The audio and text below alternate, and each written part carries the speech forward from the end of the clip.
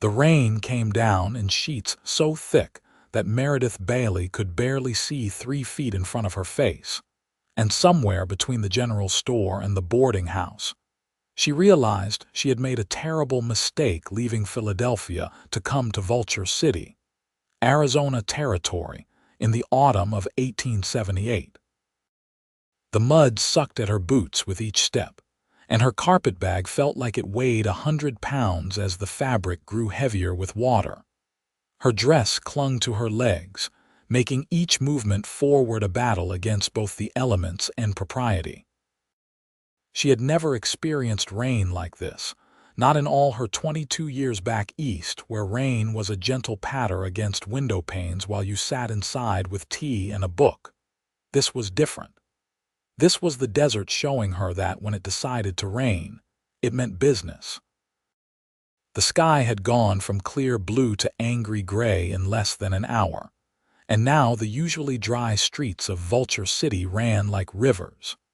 She struggled forward, squinting against the downpour, trying to remember if the boarding house was 2 more buildings down or 3.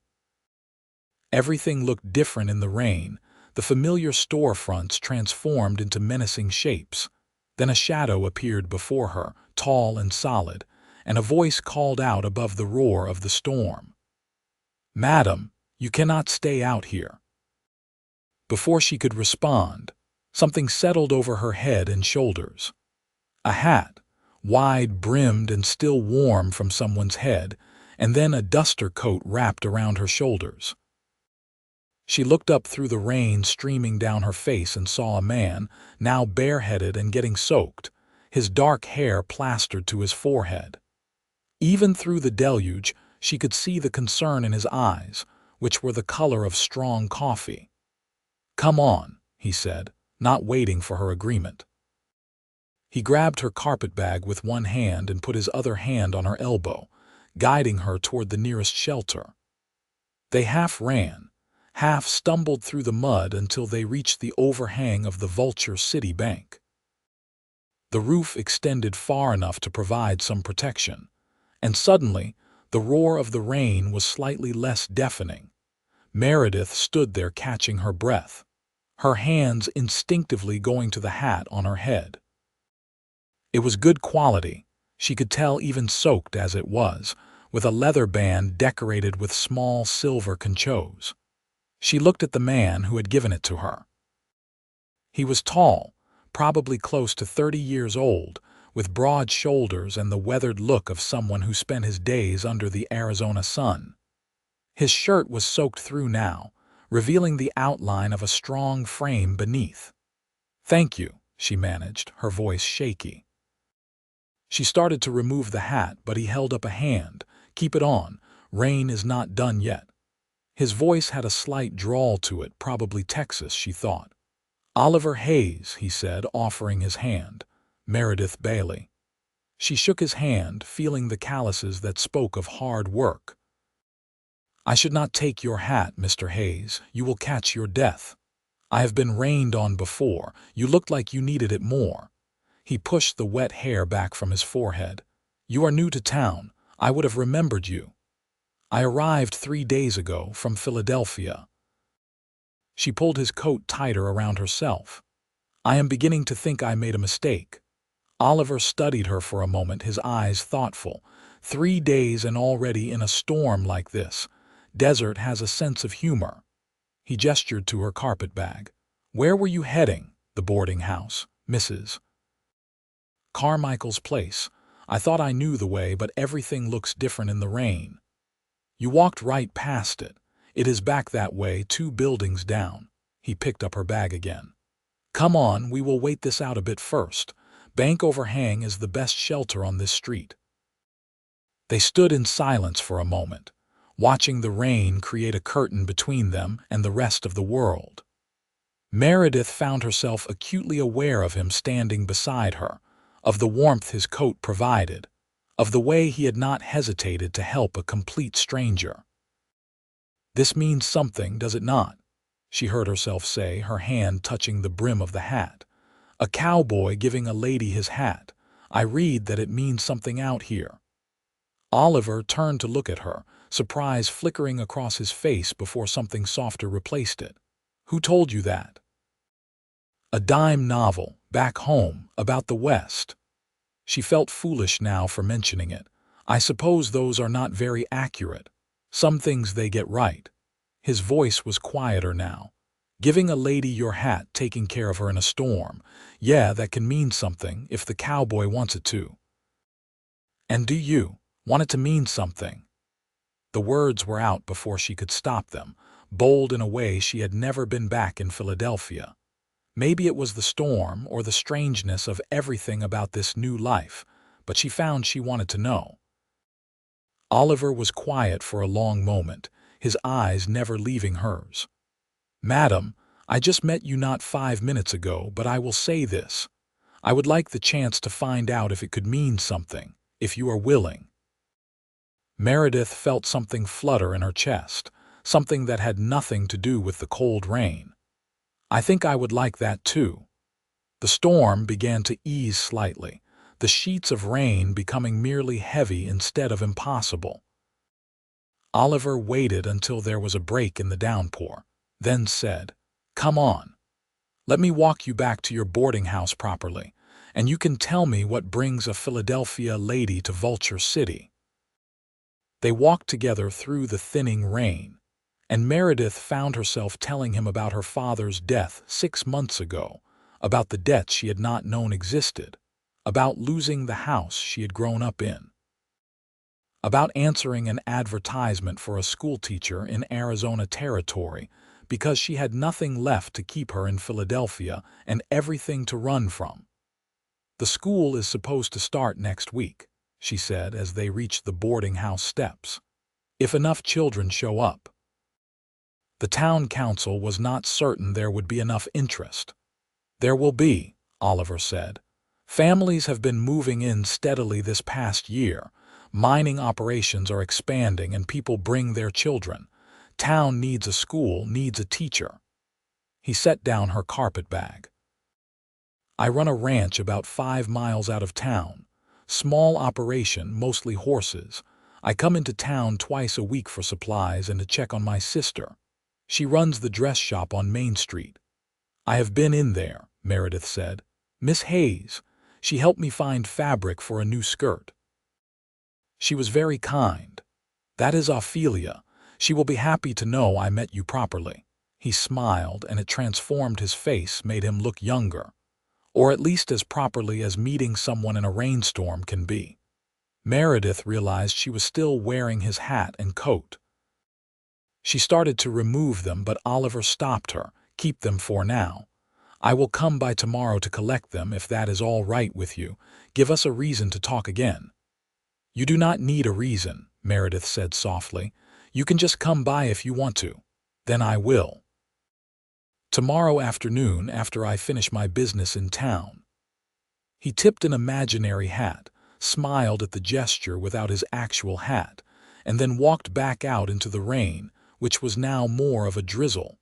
Meredith stood on the porch, watching him go, her hand on the brim of his hat. Her heart was beating faster than it should, and she felt something she had not felt in months. Hope. Inside, Mrs. Carmichael took one look at her and hurried over with towels. "Lord have mercy, child, you look like a drowned rat. Get out of those wet things before you catch pneumonia." "I met someone," Meredith said, surprising herself with the words. "A cowboy. He gave me his hat in the rain." Mrs. Carmichael, a plump woman in her 50s with kind eyes and a practical manner, paused in her fussing. "Oliver Hayes." "Yes, how did you know?" "Because that man is one of the good ones, and that is exactly the kind of thing he would do." She smiled.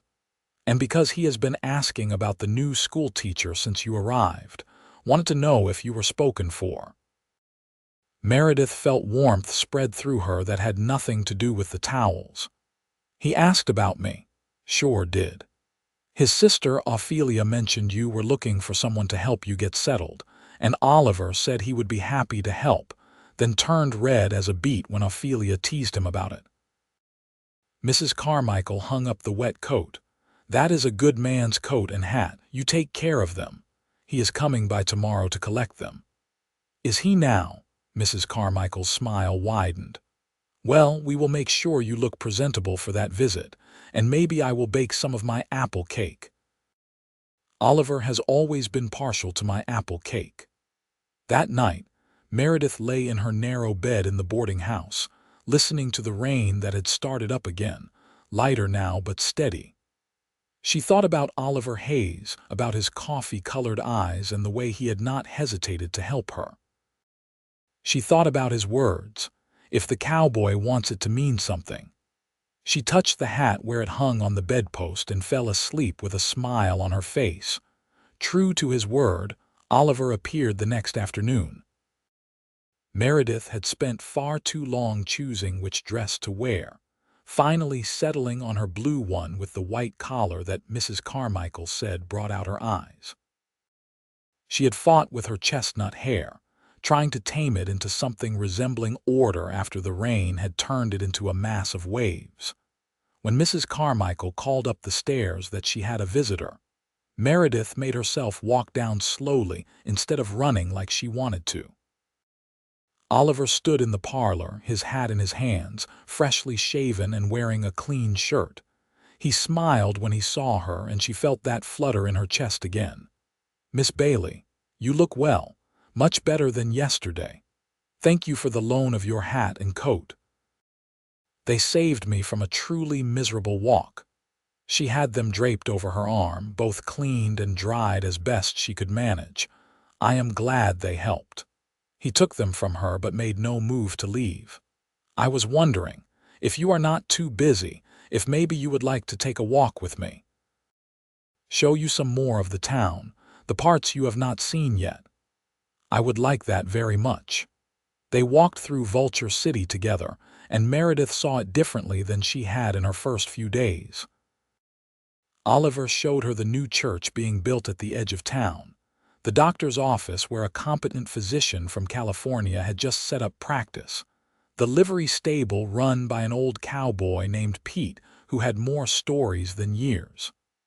"Town is growing," Oliver explained as they walked. 5 years ago it was just the mining camp. Now we have got real buildings, families, a future. That is why the school is so important. Shows people this is a place worth staying in, worth building a life in." "What made you stay?" Meredith asked. "If you run a ranch, you could be anywhere." "My father's ranch was in Texas. He died when I was 25.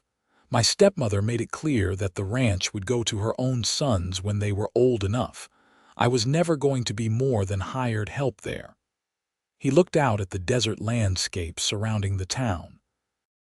"I came out here with my sister 3 years ago, bought some land, built it up from nothing. It is mine in a way that ranch in Texas never was." "And your sister, Ophelia, she never married, she was engaged, fellow back in Texas." He decided he wanted her best friend instead, 2 weeks before the wedding. Oliver's voice hardened. "That is when we decided to start fresh somewhere new, give her a chance to be more than the girl who got left at the altar. That must have been awful for her." "It was. But she is stronger than she thinks. Building up that dress shop, making a success of it. She is proud of what she has done." He smiled. "And she has become quite the matchmaker, or so she thinks. She has been telling me I need to find a nice woman and settle down." "And have you?" "Been looking, I mean." Meredith felt bold asking, but she wanted to know. "Not actively. Always figured if the right woman came along I would know." He stopped walking and turned to face her. "Then yesterday I saw a lady struggling in the rain, looking like she was about to wash away, and I thought maybe sometimes the right woman shows up exactly when you are not looking." Meredith felt her breath catch. "That is quite forward, Mr. Hayes. I apologize if I overstepped. But life out here, it is different than back east. We do not have time for years of courtship and calling cards and all that. When you find something good, you hold on to it." He looked uncertain for a first time since she met him. "Am I wrong about what I felt yesterday?" What I think maybe you felt too." "No," Meredith said softly. "You are not wrong. I felt it. I still feel it. It terrifies me." "Why?"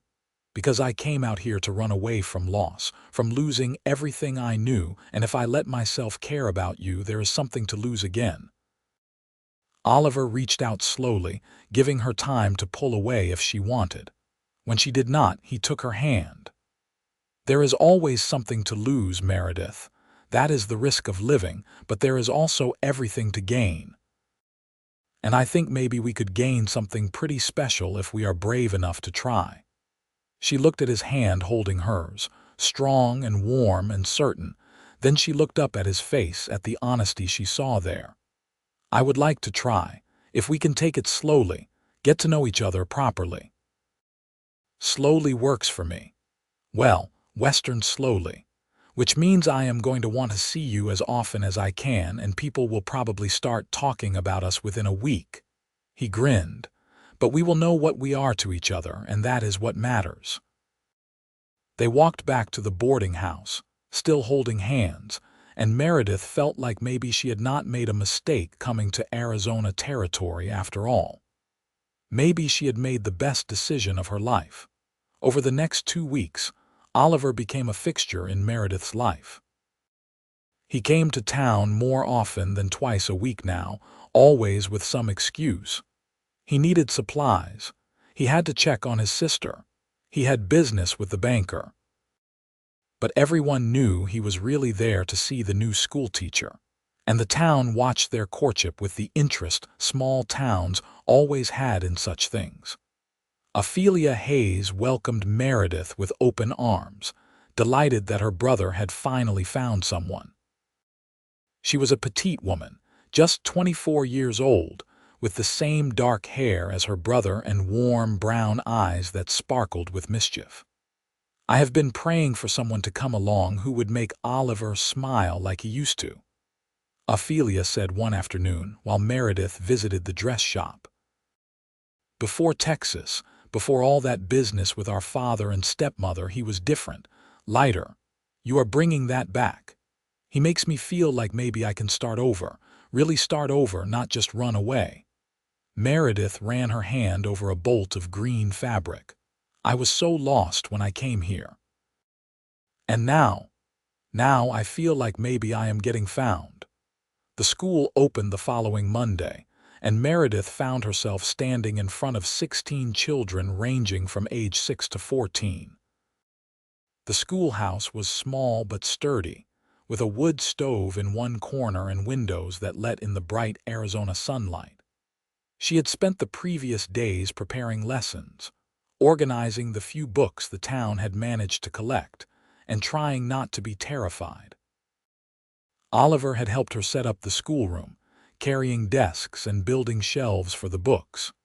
He had worked quietly, efficiently, and she had caught him watching her several times with an expression that made her heart skip.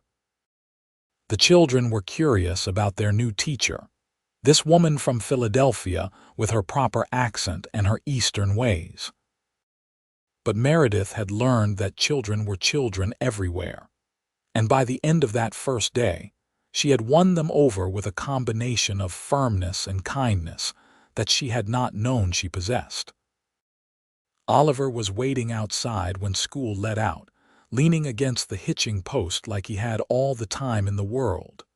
The children ran past him with waves and shouts, and he waved back, calling several of them by name. "How was your first day?" he asked when Meredith emerged, looking tired but happy. "Wonderful, exhausting, terrifying, perfect," she laughed. "I loved every minute of it.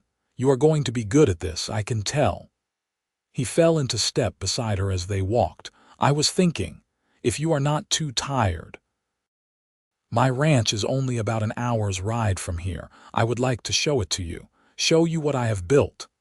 I would love to see it, but I do not have a horse. I brought one for you. Gentle mare named Daisy. She will take good care of you," he hesitated, "unless you do not ride." "I have ridden, not often, but I know the basics." She looked at him, at the hope in his eyes. "I would very much like to see your ranch, Oliver." He helped her into a side saddle he had brought, and she settled onto Daisy's back with only a few awkward moments.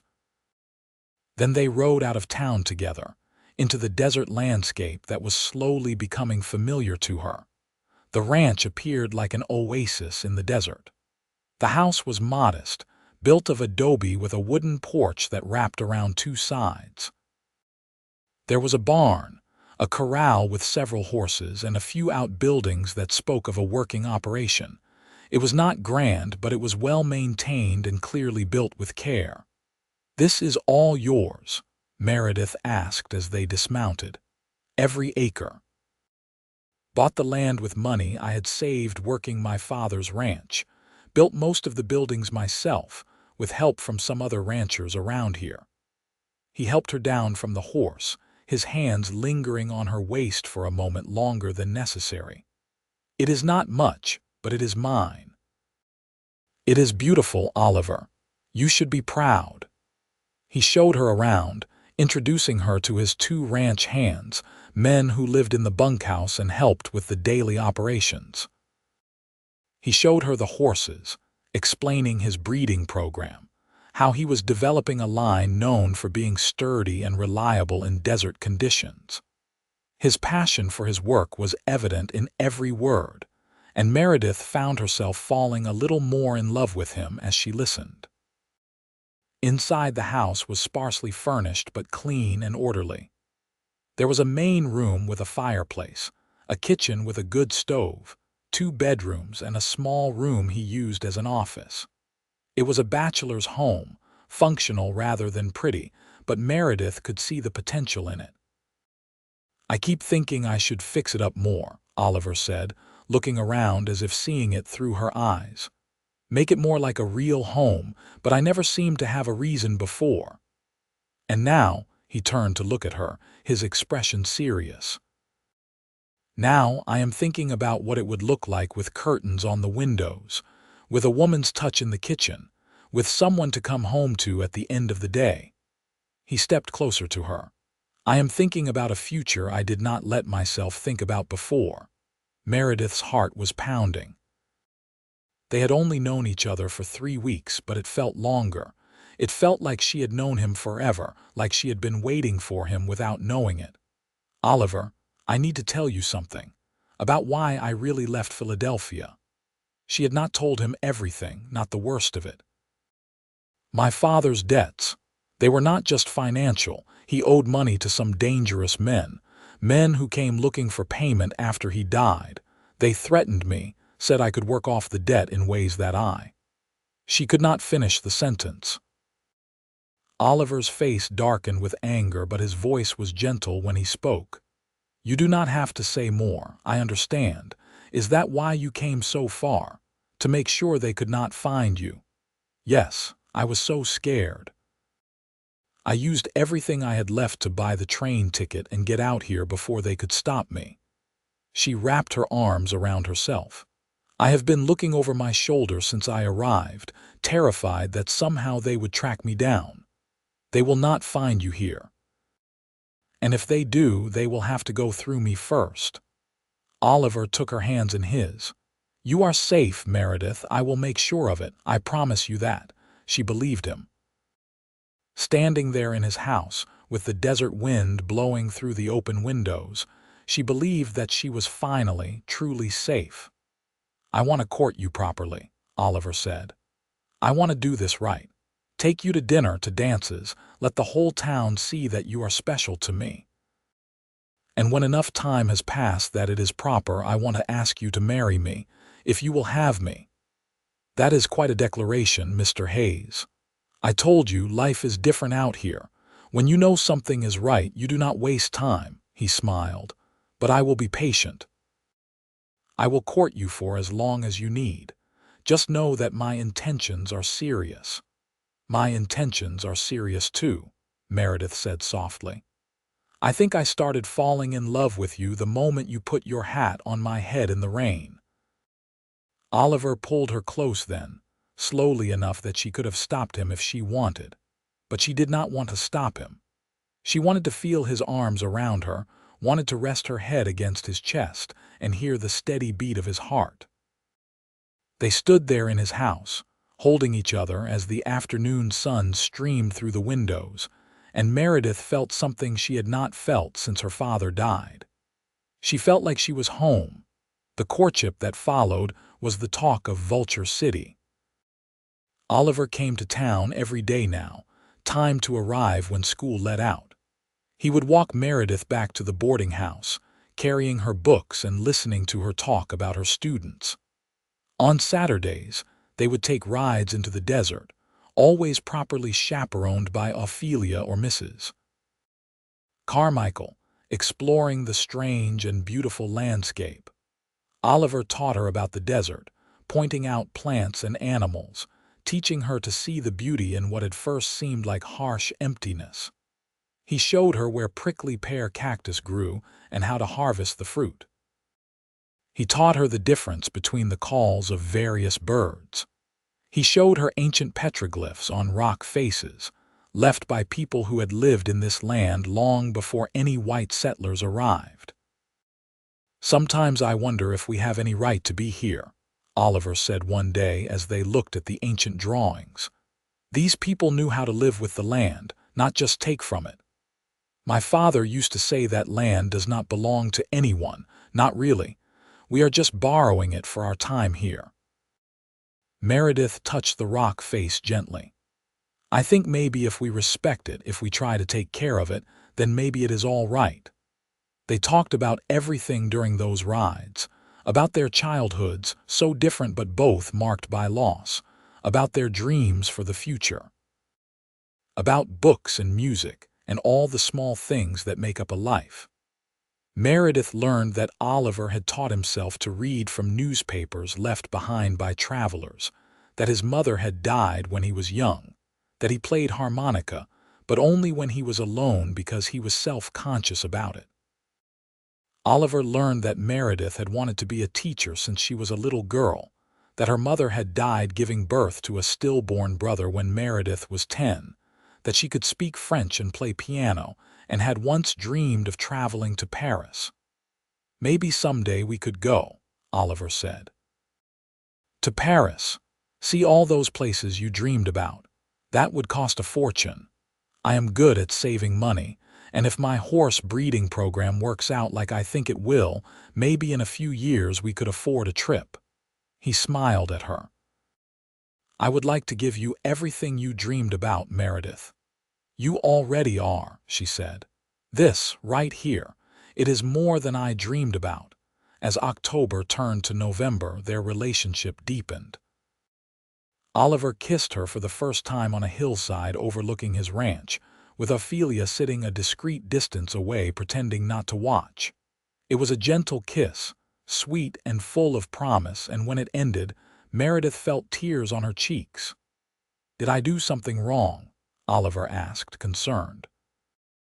"No, everything right. I never thought I would feel this happy again." The town embraced them as a couple. Invitations came for dinner at various homes, for social gatherings and church events.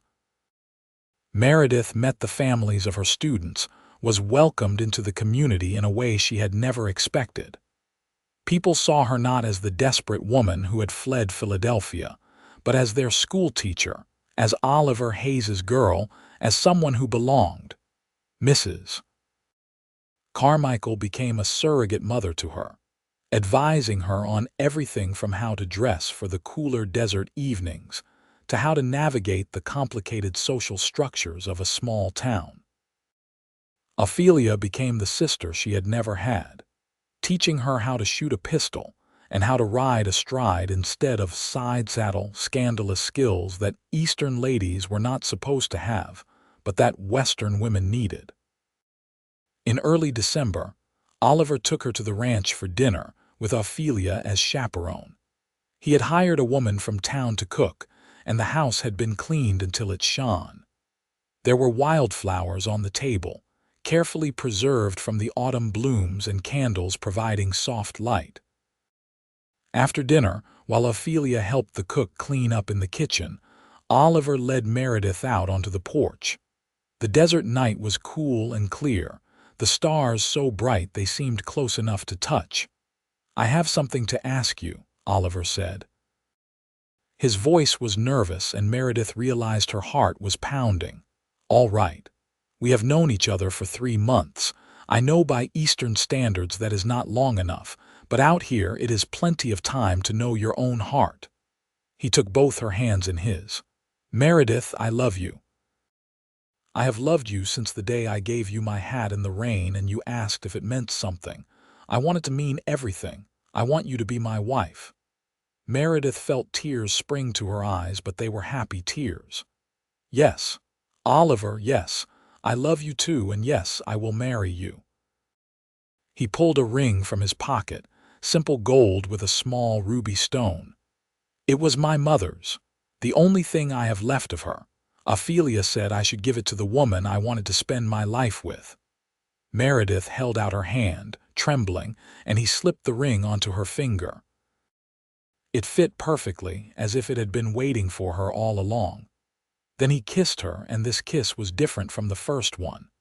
This kiss was a promise, a beginning, a declaration of forever. Ophelia burst out of the house, no longer pretending she had not been watching through the window. She said yes.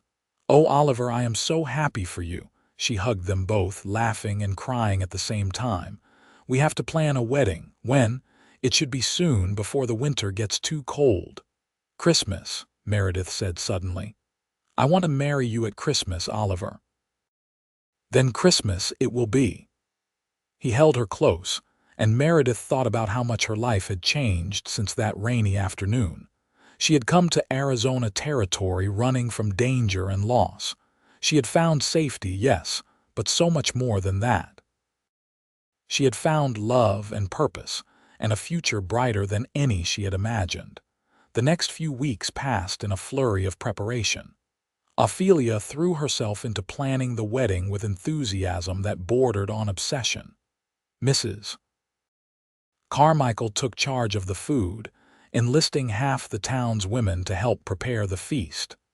The church, finally finished in late November, would host its first wedding. Meredith continued teaching, though her students knew something was different. They whispered and giggled when Oliver came to walk her home, and some of the older girls asked her endless questions about romance and love, and whether she was nervous about getting married. "A little nervous," Meredith admitted to Emma, one of her 14-year-old students. "But more excited than nervous. When you love someone, really love them, the nervousness does not seem as important." "Do you think I will find love like that someday?" Emma asked wistfully.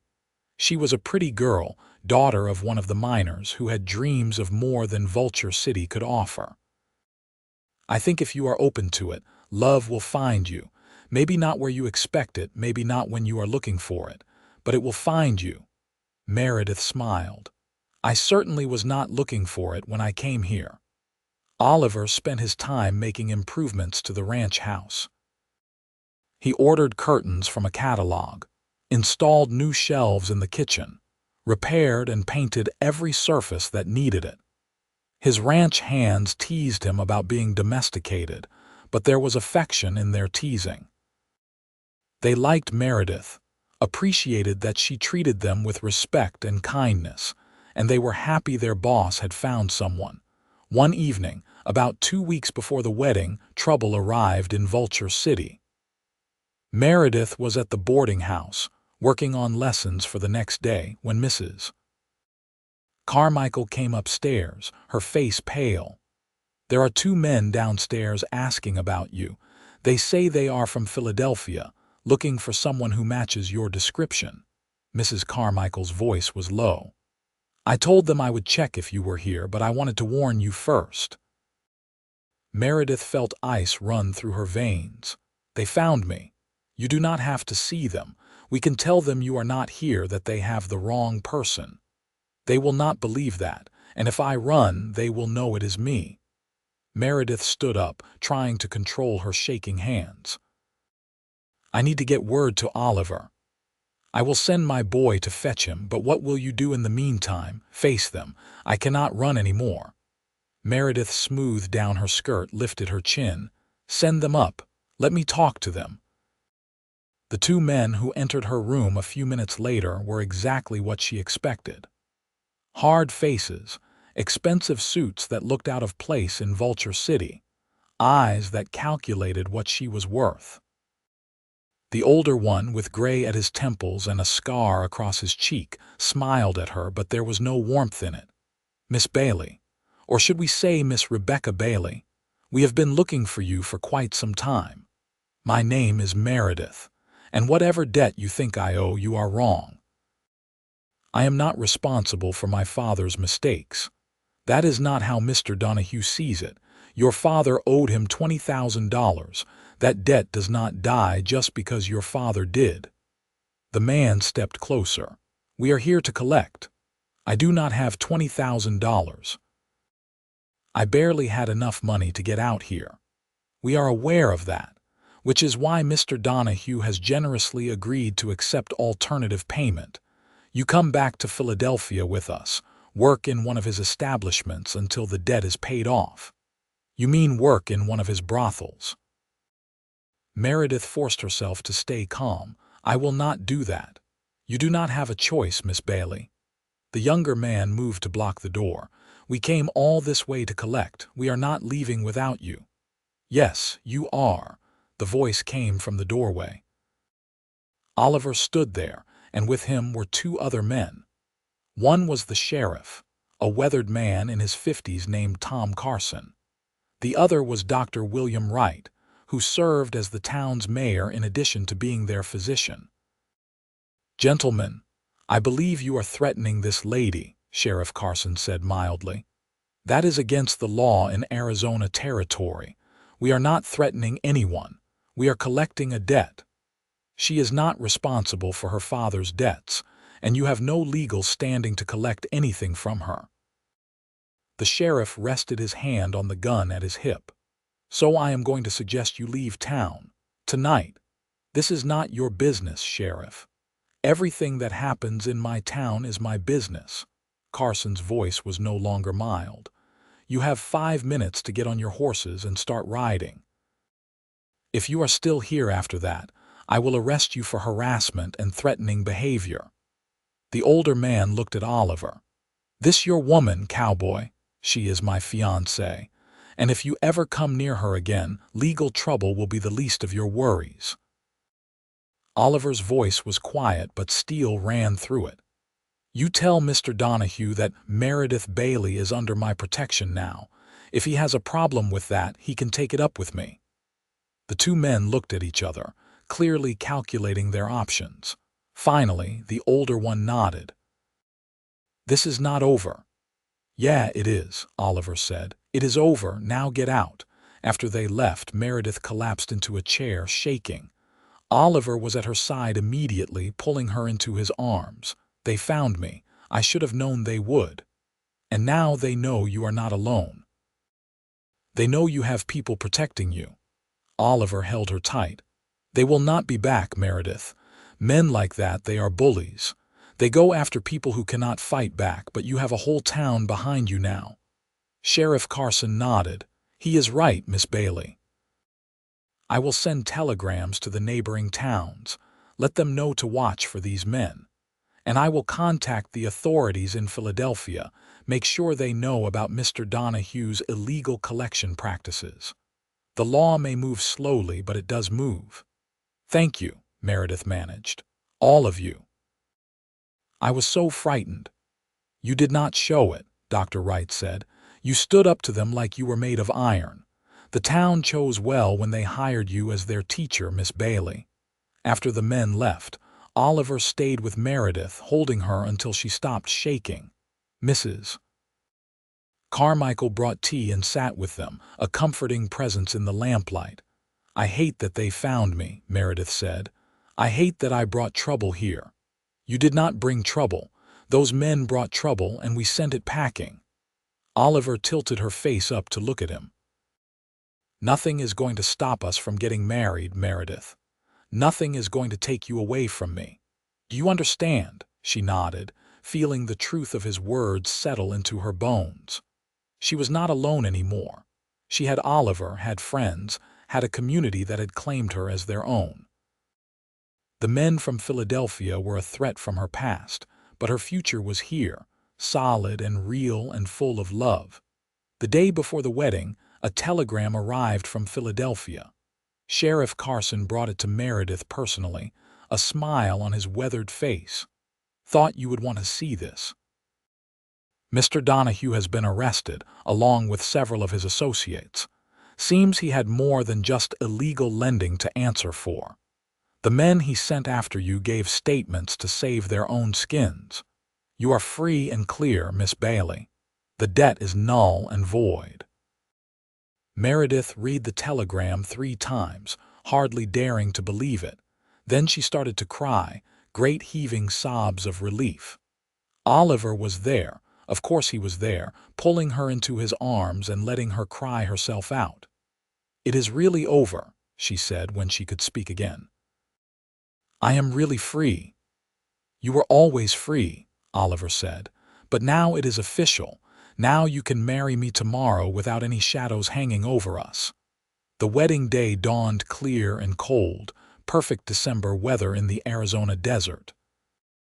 The church was decorated with pine branches brought down from the mountains, with candles that glowed warm against the adobe walls. The whole town turned out, crowding into the pews, standing in the back when there was no more room to sit. Ophelia had worked magic with Meredith's wedding dress, creating something beautiful from the white fabric they had ordered from San Francisco. The dress had lace at the collar and cuffs, a fitted bodice, and a full skirt that swished when Meredith walked. Ophelia had woven wildflowers into Meredith's hair, and Mrs. Carmichael had lent her a pearl necklace that had belonged to her own mother. "You look like an angel," Ophelia said, tears in her eyes. "My brother is the luckiest man alive." Oliver wore a new suit, black and formal, and when Meredith walked down the aisle on Dr. Wright's arm, the expression on Oliver's face made her tears threaten to spill over. He looked at her like she was everything he had ever wanted, like she was the answer to prayers he had not known he was praying. The ceremony was simple and beautiful. They spoke their vows in clear voices, promising to love and honor each other for all the days of their lives. When the minister pronounced them husband and wife, Oliver kissed her with such tenderness that Meredith heard several women in the congregation sniffle. The celebration afterward was held in the town hall, which had been transformed with decorations and tables laden with food. There was dancing to music provided by a 3-piece band from a neighboring town. There were toasts and laughter and more food than Meredith had seen since leaving Philadelphia. Oliver danced with her first, of course, then with his sister, then with Mrs. Carmichael and several other ladies from town. Meredith danced until her feet hurt with Dr. Wright and Sheriff Carson and half the fathers of her students. Everyone wanted to congratulate them, to wish them well, to be part of their happiness. As the evening wore on, Oliver leaned close to Meredith and whispered, "Ready to go home, Mrs. Hayes." The words sent a thrill through her. Mrs. Hayes. She was Mrs. Hayes now, Oliver's wife. "Yes, let us go home." They said their goodbyes and slipped away into the night. Oliver had borrowed a wagon decorated with ribbons and bells, and they rode out to the ranch under a canopy of stars. The house looked warm and welcoming with lights glowing in the windows. Oliver had hired one of his ranch hands to come earlier and start fires in the fireplaces, to make sure everything was ready. He helped her down from the wagon, then surprised her by sweeping her up into his arms. "I believe there is a tradition about carrying the bride over the threshold." Meredith laughed and wrapped her arms around his neck. "Then by all means, Mr. Hayes, let us observe tradition." He carried her into their home, and Meredith felt a sense of rightness settle over her. This was where she belonged. Here with this man, in this place they would build their life together. Their wedding night was tender and sweet, full of whispered words and gentle touches. Oliver was patient and loving, making sure Meredith felt cherished and safe. Afterward, they lay tangled together in the big bed, and Meredith traced patterns on his chest with her fingertips. "I love you," she said. "I do not think I have said it enough today. You can say it every day for the rest of our lives, and it still will not be enough." Oliver kissed the top of her head. "I love you too, Meredith, so much it scares me sometimes." "Why does it scare you?" "Because I never expected to be this happy. Never thought I would find someone who fit me so perfectly. It makes me worry about losing it." "You will not lose me," Meredith promised. "I am yours, Oliver. For the rest of my life I am yours." They fell asleep wrapped in each other's arms, and when Meredith woke the next morning to find her husband still sleeping beside her, she felt a wave of gratitude so strong it brought tears to her eyes. She had come to Vulture City, running from fear and loss. She had found everything she needed and so much more than she had dreamed possible. The weeks and months that followed were the happiest of Meredith's life. She settled into married life with an ease that surprised her. The ranch became her home in truth, not just in name. She made curtains for the windows, planted a garden that Ophelia helped her learn to coax growth from in the difficult desert soil, filled the house with small touches that made it feel like theirs. She continued teaching, riding into town 3 days a week with Oliver or one of his ranch hands escorting her. The other 2 days, students whose families lived closer to the ranch would come there for lessons, turning the main room into a makeshift classroom. It was unorthodox, but it worked, and the children thrived under her care. Oliver's horse breeding business grew steadily. His reputation for producing quality animals spread, and buyers came from as far as California to purchase from him. The ranch prospered, and with prosperity came the ability to make improvements, to hire another ranch hand, to start dreaming bigger dreams. In the spring of 1879, Meredith realized she was pregnant. She had suspected for a few weeks, but when Dr. Wright confirmed it, she felt a mix of joy and terror that she had not expected. "How do I tell Oliver?" she asked Ophelia, who had come to town with her for the doctor's visit. "You open your mouth and say the words." "He is going to be thrilled, Meredith. He talks about having children all the time." "But what if something goes wrong? What if I am not a good mother? What if Ophelia took her hands? You are going to be a wonderful mother. Look at how you are with your students, and nothing is going to go wrong. You are young and healthy, and you have Dr. Wright, who has delivered dozens of babies out here." That evening, Meredith waited until after dinner to tell Oliver. They were sitting on the porch watching the sunset, something that had become their evening ritual. "Oliver, I have news." He turned to her, alert to the nervousness in her voice. "What is wrong?" "Nothing is wrong. At least, I do not think anything is wrong. I am just—" She took a deep breath. "I am going to have a baby. We are going to have a baby. In November, Dr. Wright thinks." Oliver stared at her for a long moment, and Meredith's heart started to sink. Then suddenly he let out a whoop of joy, stood up and pulled her to her feet, spinning her around carefully. "We are having a baby. Meredith, this is wonderful. This is the best news." He set her down gently, suddenly cautious. "Should I not have spun you? Did I hurt you? What should I do?" She laughed through happy tears. "I am fine. The baby is fine. And yes, it is wonderful news." Oliver put his hand on her still flat stomach with such tenderness that Meredith fell in love with him all over again. "Our child. Our family." He looked at her with wonder in his eyes. "I cannot believe how lucky I am." The pregnancy progressed smoothly. Meredith continued teaching into the summer, though she had to stop riding to town in late August when the journey became too uncomfortable. She held classes at the ranch instead, and families were understanding about the change. Oliver became almost comically protective, trying to prevent her from doing anything that could be considered remotely strenuous. It drove Meredith slightly crazy, but she appreciated the love behind his worry.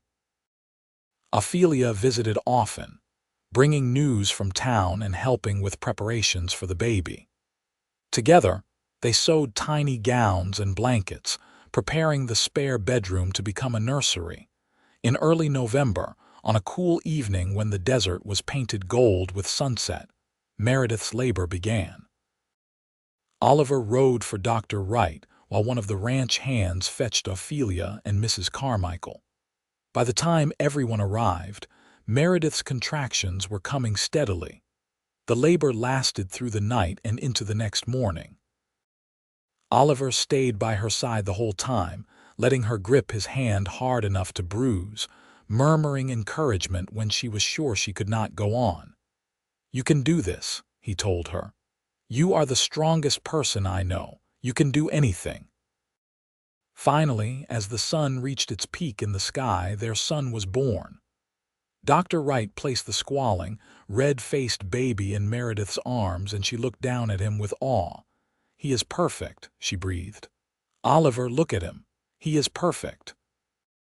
Oliver, who had gone pale during the hardest parts of labor, now looked at his son with tears streaming down his face. "He really is. Thank you, Meredith. Thank you for this." They named him James after Oliver's father, despite the complicated relationship Oliver had with the man. "Every child deserves a fresh start with a name," Oliver said. "James can make his own story, his own meaning for it." Baby James was healthy and strong, with a powerful set of lungs and his father's dark hair. Meredith took to motherhood with the same dedication she brought to teaching, though she was exhausted those first few weeks in ways she had never imagined. Oliver helped as much as he could, walking the floor with James when he fussed at night, changing diapers without complaint, completely besotted with his son. Christmas of 1879 found the Hayes family celebrating their first year of marriage and their first Christmas as a family of 3. The house was warm with firelight and love, and Meredith thought about how different this Christmas was from the one a year ago when she and Oliver had married. Then, they had been beginning their life together. Now they had a son, a thriving ranch, and a love that had only grown stronger. "Do you ever think about where you would be if you had not come to Arizona?" Oliver asked her one evening as they sat together, James asleep in his cradle nearby. "Sometimes, but only to be grateful that I did come. That storm, the rain, you giving me your hat, it changed everything." "Best decision I ever made," Oliver said. "Seeing you standing there, looking lost and scared and determined all at once, something in my heart just knew." "Knew what?" "That you were going to be important to me. That if I let you walk away without at least trying, I would regret it for the rest of my life." He pulled her closer. "I love you more every day, Meredith. I did not think that was possible, but it is." The years passed in a rhythm of seasons and growth. James grew from baby to toddler to little boy, curious and energetic and full of questions. Meredith returned to teaching when he was old enough, bringing him to school with her where he played quietly in the corner or helped the older students with simple tasks. In 1881, their daughter was born, a tiny girl with her mother's chestnut hair and her father's brown eyes. They named her Sarah, and James was fascinated by his baby sister, constantly wanting to help take care of her. The ranch continued to prosper. Oliver's reputation grew, and he was able to expand his operation, buying more land, breeding more horses. They built an addition onto the house, adding more bedrooms and a proper dining room. What had started as a modest ranch house became a comfortable family home. Vulture City grew too. More families moved in, drawn by the mining operations and the promise of a better life. The school grew larger, and eventually they built a new, bigger schoolhouse. Meredith trained 2 other teachers to help her, passing on her knowledge and her passion for education.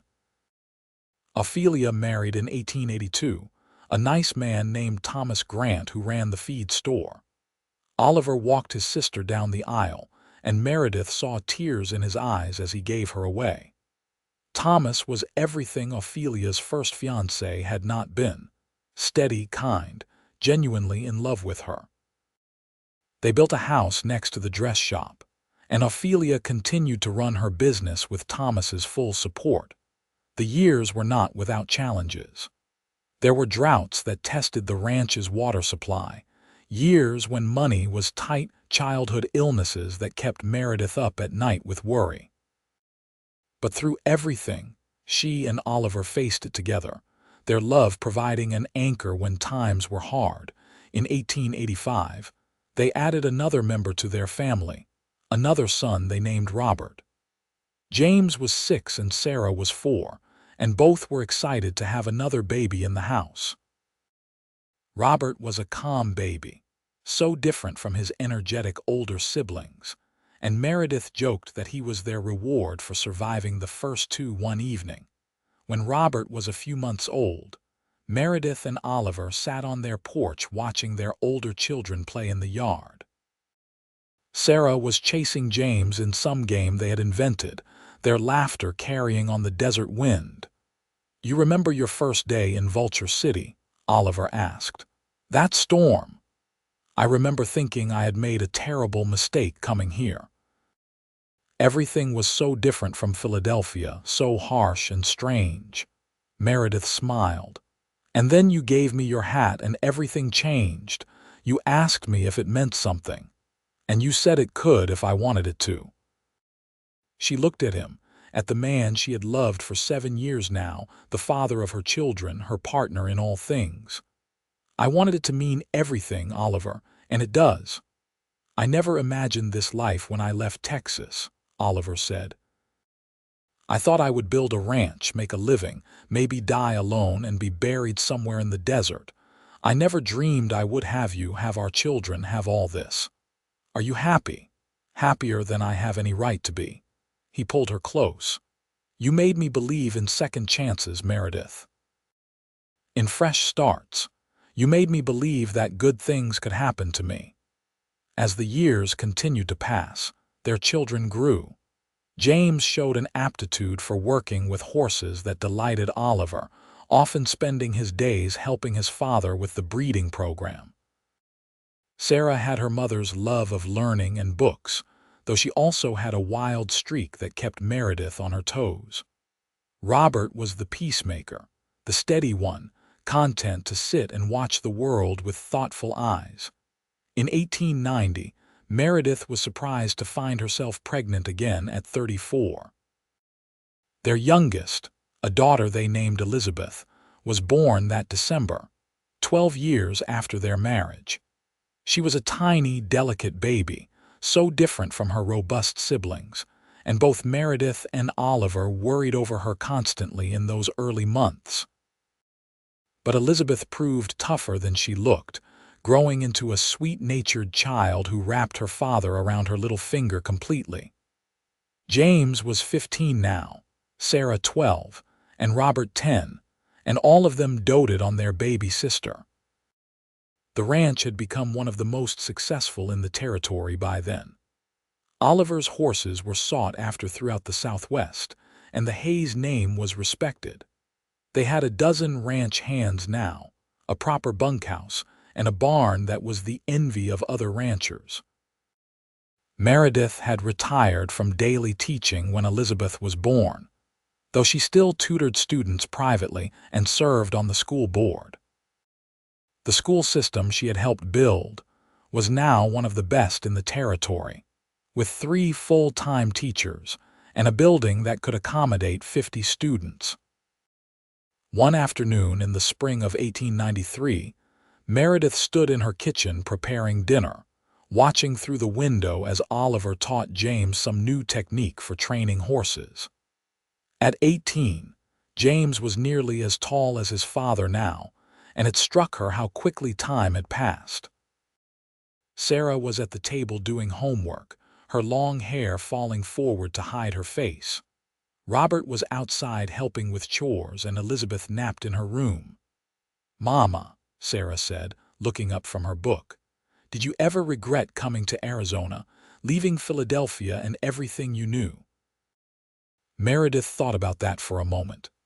"You know, there are moments when I wonder what my life would have been like if I had stayed. But I do not regret it, not for a second.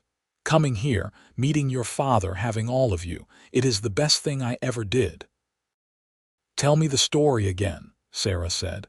"About the rain and Papa's hat." Meredith smiled. Her children never tired of hearing about how their parents met. "It was my 4th day in Vulture City, and I had never seen desert rain before. It came down so hard I could barely see, and I got completely lost trying to find my way back to the boarding house. Then suddenly, there was your father, taking off his hat and putting it on my head to keep the rain off."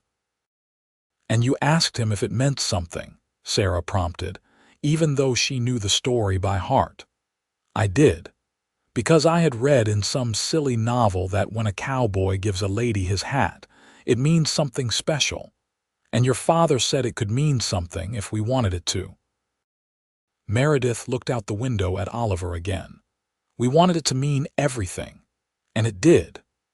That evening, after the children were in bed, Meredith and Oliver sat on their porch as they had done thousands of times over the years. The desert night was cool and clear, the stars brilliant in the darkness. "James wants to start his own breeding program," Oliver said. "Partner with me, but develop his own line of horses. I think he is ready. He is 18, same age you were when you started working your father's ranch. I want it to be different for him. I want him to feel like this is his as much as mine, like he has a place here that no one can take away." Oliver was quiet for a moment. "I want all our children to know they have a home here always, that they belong. They do know that. Because of you, because of everything you have built." Meredith took his hand. "You are a good father, Oliver, a good husband, a good man. I try to be. You make it easy." He turned to look at her. 15 years we have been married. Feels like both forever and no time at all." "I know what you mean."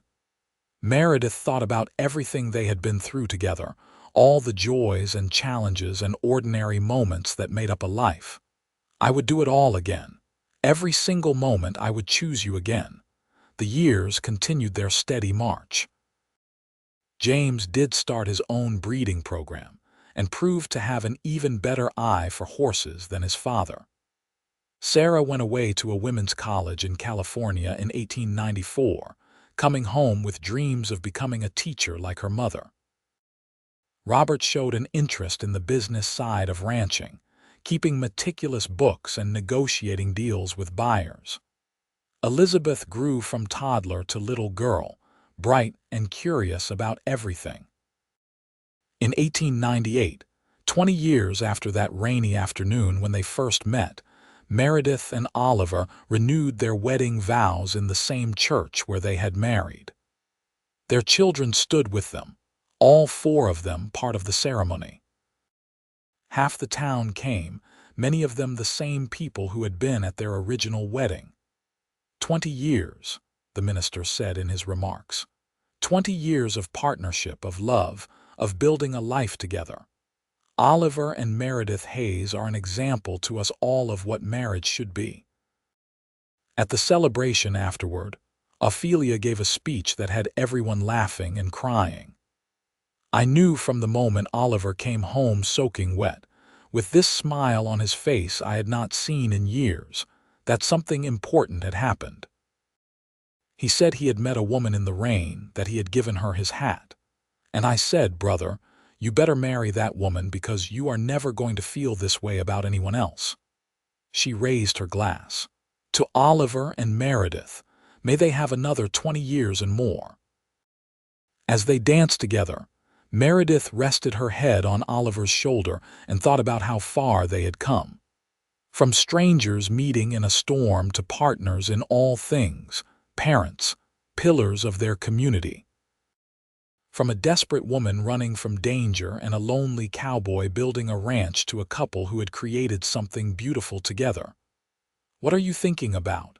Oliver asked softly. "Everything. Nothing. How much I love you, how grateful I am for every day we have had together. Even the hard days, especially the hard days, because we got through them together and they made us stronger." She looked up at him. "Do you remember what you said to me that first day? That life out here was different, that when you found something good, you held on to it." "I remember." "You were right. I found something good the day I found you, and I have held on every day since." The years that followed were gentler. Their children grew into adults who made them proud. James married a rancher's daughter from a neighboring county and built a house on Hayes land, continuing the family business. Sarah became a teacher, opening a school for girls in Phoenix. Robert took over much of the ranch's business operations, freeing Oliver to focus on the horses he loved. Elizabeth, their youngest, showed artistic talent and studied painting, creating beautiful works that captured the desert they all loved. Grandchildren began to arrive, filling the ranch house with noise and laughter again. Oliver proved to be as devoted a grandfather as he had been a father, always willing to give rides or tell stories or teach the little ones about horses and ranching. In 1903, 25 years after their wedding, Meredith and Oliver took a trip to California, riding the train along the coast and staying in hotels that would have seemed impossibly grand to the young people they had been. But as beautiful as California was, they were both eager to get home to Arizona, to the desert that had become such a part of them. "I used to dream about traveling," Meredith said as they rode the train back to Vulture City. "About seeing the world, going to Paris and London and all these exotic places. Do you regret not doing that?" "No, because I have everything I need right here, our family, our life, you. That is worth more than all the travel in the world," she smiled at him. "Though Paris might have been nice." "Maybe for our 30th anniversary," Oliver said, "if you still want to go then." But they never made it to Paris. In the spring of 1905, Oliver fell ill with pneumonia. At 57, he had always been so healthy, so strong, that the illness caught them all by surprise. Dr. Wright, now elderly himself, did everything he could, and for a while it seemed Oliver might recover. But on a warm May evening, with Meredith holding his hand and all 4 of their children gathered around his bed, Oliver slipped away. His last words were to Meredith. "Thank you for saying yes in the rain." Meredith felt like a part of her had been torn away. 27 years of marriage, of partnership, of love, and suddenly she was alone. She went through the funeral in a daze, accepting condolences from what seemed like half of Arizona. Oliver had been well loved, respected, and his loss was felt throughout the community. In the days and weeks that followed, Meredith struggled to find her footing. Everything reminded her of Oliver. The porch where they had sat together so many evenings. The bedroom they had shared. The ranch he had built from nothing. Her children were worried about her, she knew, but she could not seem to shake the grief that engulfed her. Then one afternoon, about a month after Oliver's death, Meredith was going through his things when she found a letter addressed to her in his handwriting. Her hands shook as she opened it. "My dearest Meredith," the letter read, "if you are reading this, then I am gone, and I am so sorry. I do not know when my time will come, but I wanted to leave you something, words you can read when I am not there to say them anymore. First, do not grieve too long for me. I have lived a blessed life, happier than I ever deserved to be, and that is entirely because of you. You gave me everything, Meredith. Love, children, a home that felt like heaven on earth. You made me believe I was worthy of good things. Second, please take care of yourself. Our children need you, our grandchildren need you. Do not let grief consume you. Live, my love. Really live.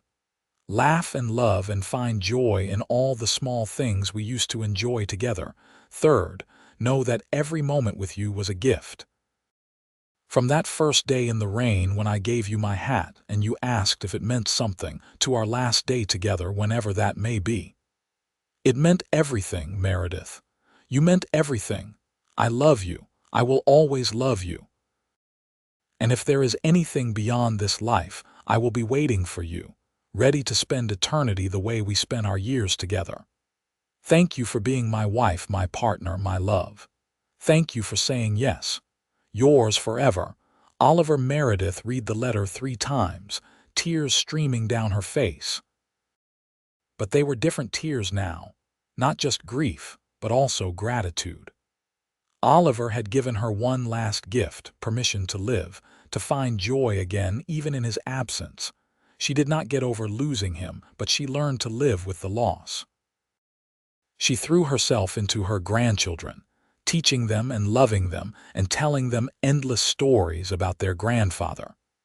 She worked with James to continue building the horse breeding program that Oliver had been so proud of. She traveled to visit Sarah in Phoenix and stayed with Robert and his family at the ranch. On what would have been their 30th anniversary, Meredith stood on the porch of the ranch house, looking out at the desert sunset. Elizabeth, now 18 and preparing to leave for art school, came to stand beside her. "You miss him," Elizabeth said softly. "Every day, every moment." Meredith put her arm around her youngest daughter. "But I am also so grateful. Grateful for every year we had, every moment we shared. Your father gave me the best life I could have imagined. Tell me the story again, Mama, about the rain and the hat." So Meredith told the story one more time about a desperate woman and a kind cowboy and a storm that brought them together. About a hat that meant something, that meant everything. About a love that had lasted a lifetime and would continue beyond it. The sun set in brilliant colors, painting the desert in shades of gold and red and purple. And Meredith felt, not for the first time since Oliver's death, a sense of peace. She had been blessed beyond measure, loved beyond measure. The pain of losing him was the price of having had him, and she would pay that price 1,000 times over for the joy they had shared. Years continued to pass. Meredith lived to see her children's children grow and have children of their own. The ranch prospered under James's leadership, growing into one of the largest operations in Arizona, which was now a state rather than a territory. Sarah's school in Phoenix became famous throughout the Southwest. Robert expanded the business into other areas, investing wisely and ensuring the family's financial security for generations. Elizabeth's paintings hung in galleries and homes throughout the West, beautiful works that captured the wild spirit of the land they all loved. Meredith lived to be 89 years old, sharp-minded and beloved until the end. When she passed away peacefully in her sleep in the spring of 1935, surrounded by family in the ranch house she had made her home for over 50 years, it felt like the end of an era. They buried her beside Oliver in the cemetery on the hill overlooking Vulture City. The headstone was simple: Meredith Hayes, beloved wife, mother, grandmother. But everyone who knew her understood that those simple words could never capture the fullness of her life, the impact she had made. At her funeral, her great-granddaughter asked her grandmother Sarah to tell the story everyone in the family knew by heart but never tired of hearing. So Sarah stood in the church where her parents had married and renewed their vows, and she told the story one more time. "In the autumn of 1878, my mother arrived in Vulture City, Arizona Territory. She was running from a dark past, scared and alone with nothing but a carpetbag and desperate hope. On her 4th day in town, a storm came, fierce and sudden the way desert storms are. She was lost in the rain, struggling to find her way when a cowboy appeared. He took off his hat and put it on her head. He gave her his coat. He helped her find shelter. Sarah paused, looking at the gathered family, at the legacy her parents had created. My mother asked him if it meant something, giving her his hat, and my father said it could mean something if they wanted it to. They wanted it to mean everything, and it did. One act of kindness in a rainstorm led to a lifetime of love, to all of us gathered here today. That is the legacy they left us. That kindness matters. That love is worth the risk. That sometimes the best things in life come from the most unexpected places. The family gathered afterward at the ranch, filling the house the way it used to be filled when Meredith and Oliver were alive. There was food and laughter and stories, celebrating a life well lived. And in the evening, several of the family members stood on the porch, looking out at the desert sunset the way Meredith and Oliver had done thousands of times. They were something special, James said. He was 66 now, his hair gray, but his eyes were still sharp. The kind of love they had, it is rare. But not impossible, his daughter said. She was newly married herself, having just returned from her honeymoon. They proved it is real, that it can last. That is the gift they gave us, is it not? The example of what love should be. As the sun set and the family slowly dispersed, heading to their own homes and lives, the ranch stood quiet in the desert evening. The house Oliver had built, that Meredith had made a home, would continue to stand for generations. The horses in the corrals were descendants of the ones Oliver had so carefully bred. The land itself seemed to hold the memory of the two people who had loved it and each other so well. And somewhere in whatever comes after, perhaps two souls were together again. A cowboy and the woman he gave his hat to in the rain, reunited, their love continuing in whatever form love takes when earthly life is done. They had built something beautiful in their time on earth, a legacy of love and family that would endure long after they were gone. It had all started with kindness in a storm, with a hat that meant something. It had become a lifetime of love, of partnership, of building something meaningful together. And that story, that legacy, would live on in the hearts and lives of everyone they had touched, generation after generation, proof that love, real love, never truly ends.